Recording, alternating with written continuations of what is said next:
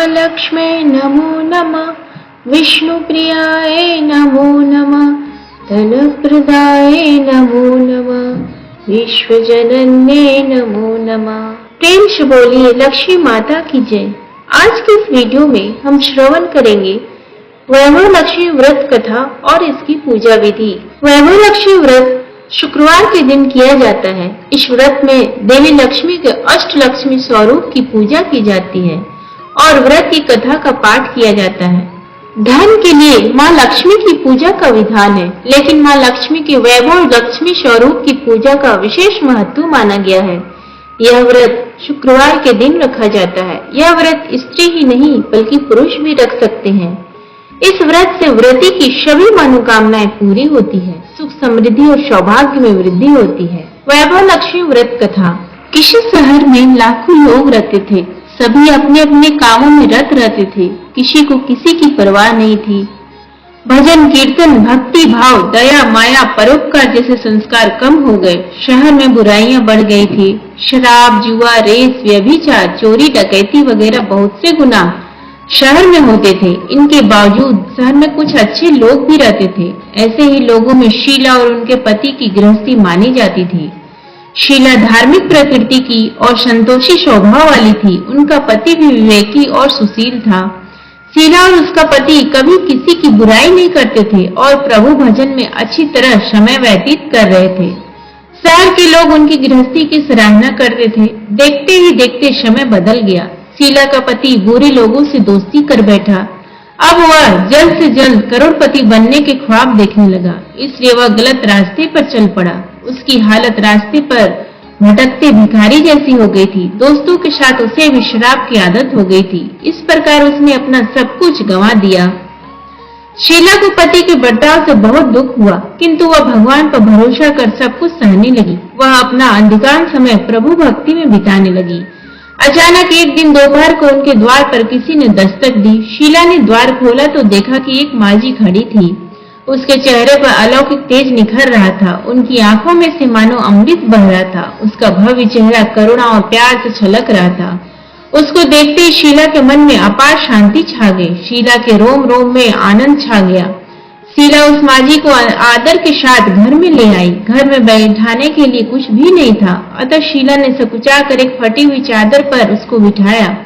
माजी बोली, क्यों शीला, मुझे पहचाना नहीं? हर शुक्रवार को लक्ष्मी जी के मंदिर में भजन कीर्तन के समय मैं भी वहाँ आती हूँ। इसके बावजूद शीला कुछ समझ नहीं पा रही थी। फिर माजी बोली, तुम बहुत दिनों से मंदिर नहीं आई है, अतः मैं तुम्हें देखने चली आई। माताजी के अति प्रेम भरे शब्दों से शीला के हृदय पिघल गया। उसकी आंखों में आंसू आ गए और वह बिलक बिलक कर रोने लगी। माजी ने कहा, बेटी, सुख और दुख तो धूप और छांव जैसे होते हैं। धैर्य रखो बेटी, मुझे तेरी सारी परेशानी बता। माताजी के व्यवहार से शीला को काफी संबल मिला और सुख की आस में उसने माताजी को अपनी सारी कहानी कह सुनाई। कहानी सुनकर माताजी ने कहा, कर्म की गति न्यारी होती है। हर इंसान को अपने कर्म भुगतने ही पड़ते हैं, इसलिए तू चिंता मत कर। अब तू कर्म भुगत चुकी है, अब तुम्हारे सुख के दिन अवश्य आएंगे। तू तो माँ लक्ष्मी जी की भक्त है। माँ लक्ष्मी जी तो प्रेम और करुणा के अवतार हैं। वे अपने भक्तों पर हमेशा ममता रखती हैं, इसलिए तू धैर्य रखकर माँ लक्ष्मी जी का व्रत कर, इससे सब कुछ ठीक हो जाएगा। शीला के पूछने पर माताजी ने उसे व्रत की सारी विधि भी बताई। माताजी ने कहा, बेटी, माँ लक्ष्मी जी का व्रत बहुत सरल है। उसे वर लक्ष्मी व्रत कहते हैं या फिर वैभव लक्ष्मी व्रत कहा जाता है। यह व्रत करने वाले की सब मनोकामना पूर्ण होती है। वह सुख संपत्ति और यश प्राप्त करता है। शीला यह सुनकर आनंदित हो गई। शीला ने संकल्प करके आंखें खोली तो सामने कोई न था। वह मिश्रित हो गई कि माजी कहाँ गई। शीला को तत्काल यह समझते देर न लगी कि माजी और कोई नहीं, साक्षात लक्ष्मी जी ही थी। दूसरे दिन शुक्रवार था। सवेरे स्नान करके स्वच्छ कपड़े पहनकर शीला ने माजी द्वारा बताई विधि से पूरे मन से व्रत किया। आखिरी में प्रसाद वितरण हुआ। यह प्रसाद पहले पति को खिलाया। प्रसाद खाते ही पति के स्वभाव में फर्क पड़ गया। उस दिन उसने शीला को मारा नहीं, सताया भी नहीं। शीला को बहुत आनंद हुआ। उनके मन में वैभव लक्ष्मी व्रत के लिए श्रद्धा बढ़ गई। शीला ने पूर्ण श्रद्धा भक्ति से 21 शुक्रवार तक वैभव लक्ष्मी व्रत किया। 21वें शुक्रवार को माजी के कहे मुताबिक उद्यापन विधि करके 7 स्त्रियों को वैभव लक्ष्मी व्रत की 7 पुस्तकें उपहार में दी। फिर माता जी के धन लक्ष्मी स्वरूप की छवि को वंदन करके भाव से मन की ही मन प्रार्थना करने लगी। हे मां धन लक्ष्मी, मैंने आपका वैभव लक्ष्मी व्रत करने की मन्नत मानी थी, वह व्रत आज पूर्ण किया है। हे मां, मेरी हर विपत्ति दूर करो, हमारा सबका कल्याण करो, जिसे संतान ना हो उसे संतान देना, सौभाग्यवती स्त्री का सौभाग्य अखंड रखना, कुंवारी लड़की को मन भावन पति देना। जो आपका यह चमत्कारी वैभव लक्ष्मी व्रत करे उनकी सब विपत्ति दूर करना, सभी को सुखी रखना। हे माँ, आपकी महिमा अपार है। ऐसा बोलकर लक्ष्मी जी के धन लक्ष्मी स्वरूप की छवि को प्रणाम किया। व्रत के प्रभाव से शीला का पति अच्छा आदमी बन गया और कड़ी मेहनत करके व्यवसाय करने लगा। उसने तुरंत शीला के गिरवी रखे गहने छुड़ा लिए। घर में धन की बाढ़ सी आ गई। घर में पहले जैसी सुख शांति छा गई।